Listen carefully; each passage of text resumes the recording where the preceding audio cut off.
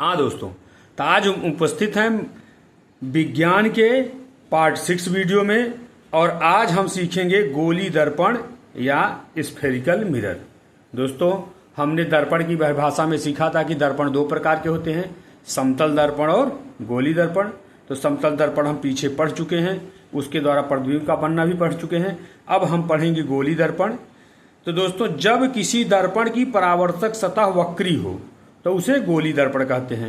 मतलब हम जब दर्पण को स्पर्श करेंगे तो हमें लगेगा हाथ से कि या तो उसकी सतह अंदर की ओर मतलब घुसी हुई है या बाहर की ओर उभरी हुई है। तो ऐसे दर्पण को हम क्या बोलेंगे?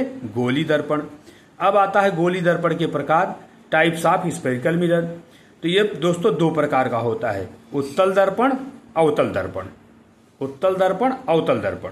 अब दर्पण दोनों में दर्पण जैसे अवतल दर्पण क्या होता है?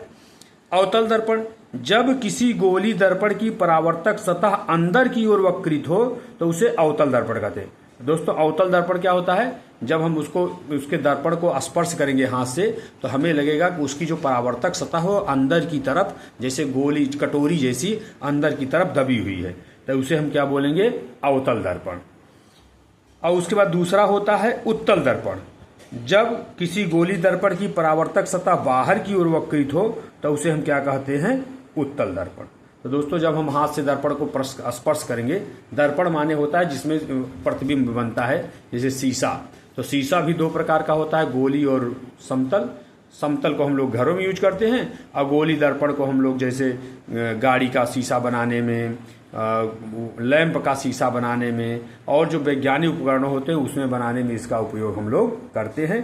तो दोस्तों, अवतल दर्पण उत्तल दर्पण की सीधी सी परिभाषा है, जब सतह स्पर्श करने पर सतह अंदर की ओर वक्रित हो कटोरी जैसी तो उसे हम कहेंगे अवतल दर्पण। और जब बाहर की ओर वक्रित हो तो गेंद जैसा तो हम उसे समझ कहेंगे उत्तल दर्पण। सीधी सी परिभाषा है उत्तल दर्पण और अवतल दर्पण की।